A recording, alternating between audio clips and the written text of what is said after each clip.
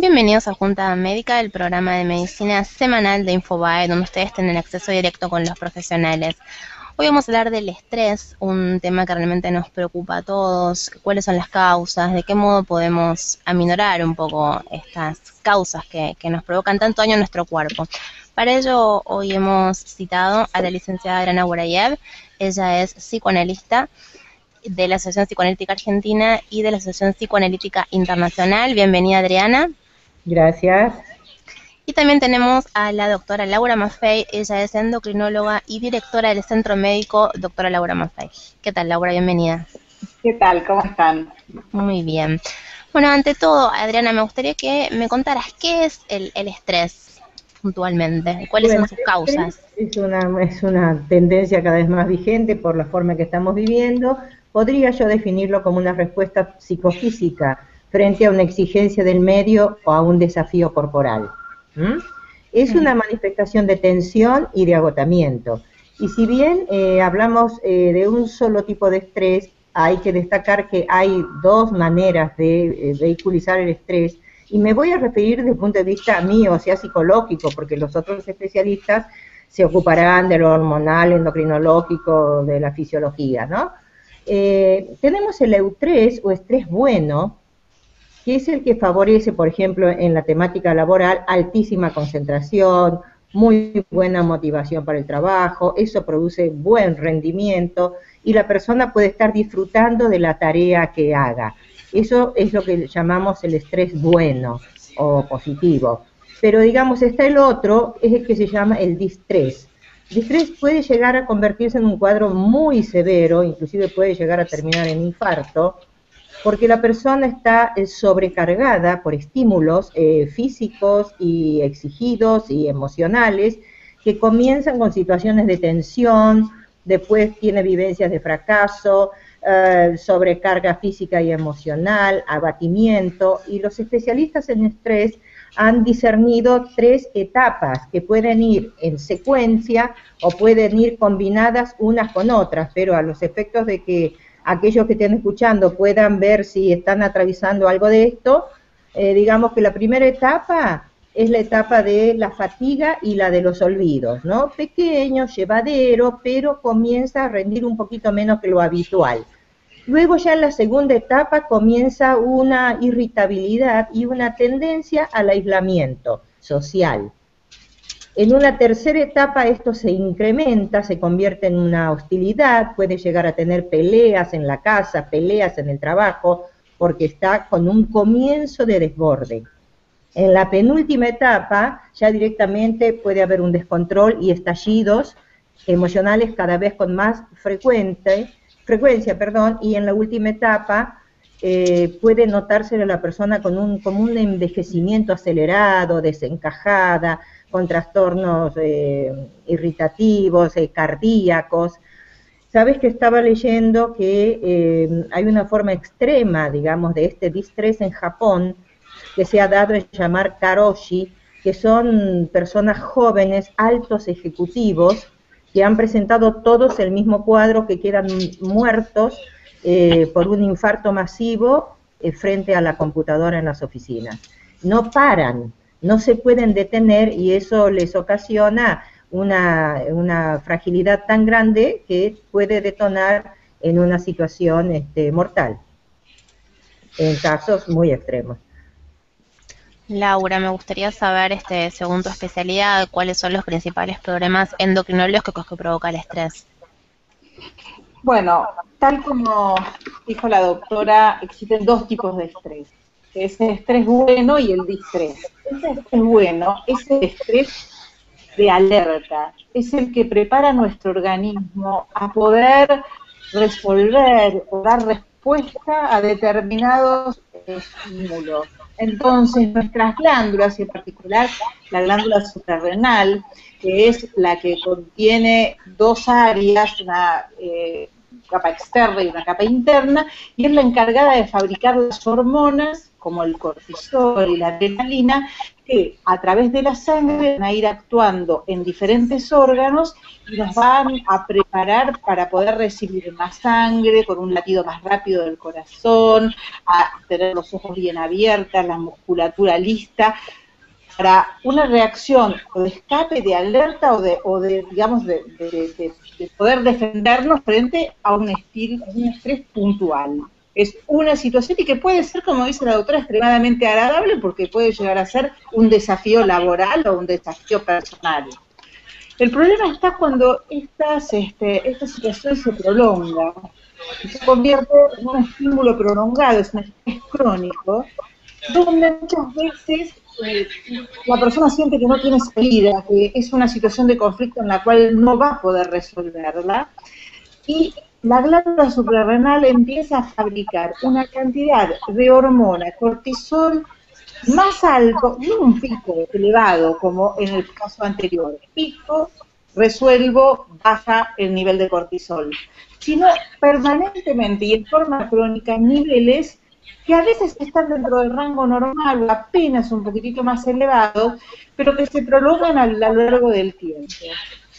Esto trae un efecto muy deleterio, muy complejo a nivel de todo el sistema nervioso, ya que hay receptores a cortisol en el sistema nervioso central, y a nivel del corazón, a nivel de los músculos, a nivel de la emocionalidad, en fin, realmente de a poquito y en forma progresiva este estrés crónico que parece no tener salida es el que lleva a todo lo que la doctora ya nos contó. Por parte nuestra, por ejemplo, una pérdida de memoria es muy importante, es muy reconocida ya por el nivel de aumento de colesterol progresivo, la parte cardíaca, como muy bien habló la doctora, y también todo lo que es impacto emocional. Dolores articulares, dolores musculares, implicancia en el desarrollo de enfermedades autoinmunes, en fin, es una situación en la cual el organismo va desgastándose en forma progresiva y permanente. ¿Cómo lo podemos diagnosticar desde el punto de vista hormonal? Porque yo les estoy contando, sí, este cortisol aumentado, cuidado. La glándula suprarrenal se va desgastando también, está trabajando de más, está forzando, no está pudiendo dar respuesta a veces a situaciones de estrés agudo porque está agotada en el estrés crónico. ¿Y cómo lo diagnosticamos? Y muchas veces, en general, no es muy fácil de diagnosticar midiendo el nivel de cortisol, porque es apenas un poquitito elevado, apenas quizás más que lo que dentro de un rango normal, lo que el individuo o la persona estaba habituada a recibir. Entonces no tenemos una forma, una herramienta diagnóstica para todos los casos, decir yo mido el cortisol y veo cómo está. Entonces, bueno, tenemos que pensar en el contexto clínico, en todas estas etapas que habló la doctora, en evaluar si existen factores que nos puedan hacer pensar en un estrés crónico, y a tratar de conversar con este paciente acerca de posibles soluciones. Licenciada Gurayev, es verdad que hay épocas del año que son más propicias para estar estresados, y también quisiera preguntarle si hay algún tratamiento especial que una persona pueda hacer que se sienta estresada a nivel psicológico. Y sí, efectivamente, ahí la época más propensa, según las estadísticas, es el final de año, porque se hace la evaluación de si se cumplieron los objetivos, si no se cumplieron, si quedó pendiente, no quedó pendiente, la planificación del año próximo, aquellos que están contratados, si se les va a renovar o no se les va a renovar el contrato. Sumado a ello viene la época de las fiestas, donde hay un exceso de gasto de dinero, de emociones, de salidas, de alcohol, de comida, y después la planificación de las vacaciones. Todo esto arma un combo que puede producir una exaltación del estrés. Desde luego a la consulta llega mucha gente por estrés.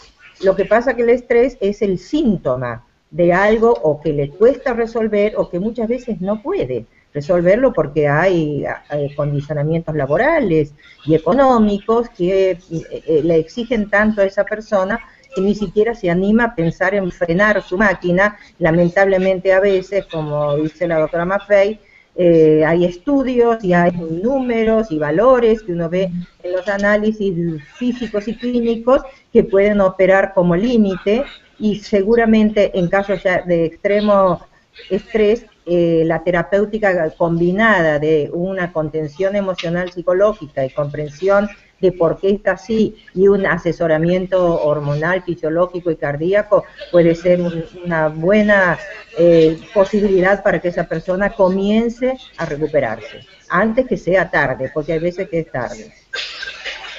Tal cual. Sí.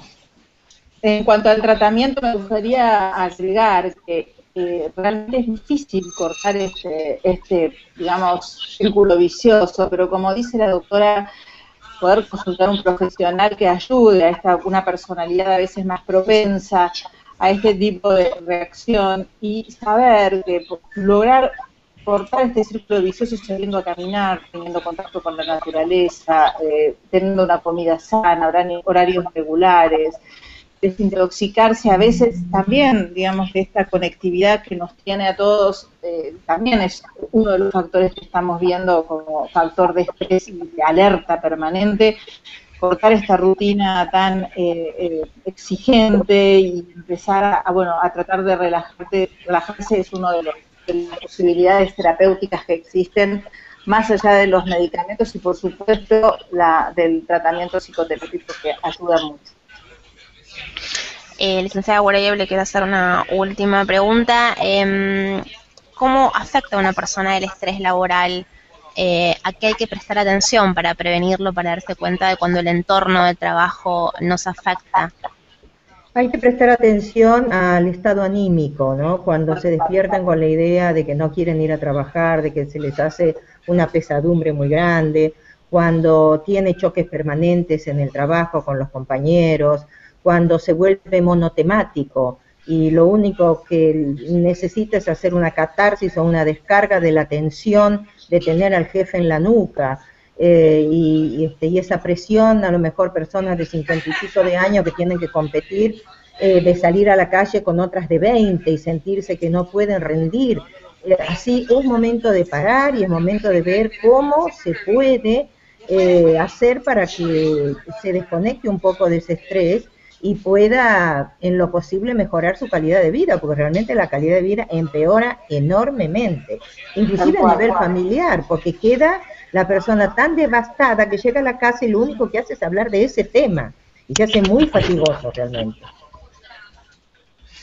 Licenciada Maffei, doctora Maffei, perdón, tengo una última pregunta, un caso puntual que nos llega desde Chile. Ariadna, se lo voy a leer. Dice que últimamente se le cae mucho el pelo, que tiene problemas para dormir y tiene problemas en cuanto a la alimentación. A veces me cuesta tener hambre, dice, otras veces me muero de hambre. Quería contarle también que se me caen los pelitos de las cejas. No sé si tiene algo que ver, pero bueno, quisiera saber si esto puede ser estrés o si puede ser algo más grave. El estrés, uno de los impactos importantes que tiene es a nivel de la calidad del sueño. Y la calidad del sueño, al verse perturbada, hace que este cortisol, que debería disminuir durante la noche, no lo haga, no disminuya. Esto nos trae aumento de secreción de una hormona que se llama insulina, que va a favorecer el aumento de peso y así también va a favorecer el desarrollo, si existe una predisposición concomitante, por ejemplo, de hipertensión arterial, diabetes, alteraciones en el peso, etcétera. Así que por un lado, sí, ella está estresada, se siente, digamos, hay que analizarla en su contexto. Por supuesto que puede llegar a ser un elemento, pero hay que ver cómo está anímicamente, cómo está su vida, qué es lo que está pasando y cómo está atravesándola.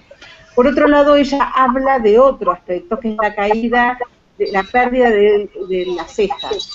Esto es característico también de otra alteración, que es el hipotiroidismo, y que en realidad también una persona que esté más estresada puede desarrollar enfermedades autoinmunes y entre ellas una enfermedad de tiroides. A la distancia, dar un diagnóstico sin ver a un paciente es muy difícil. Yo le aconsejaría que hay elementos para poder pensar en algún impacto del estrés, pero que consulte a su médico que la va a orientar. Licenciada Gureyev, doctora Maffei, ha sido un placer haberlas tenido con nosotros hoy. Muchas gracias. Gracias a ustedes.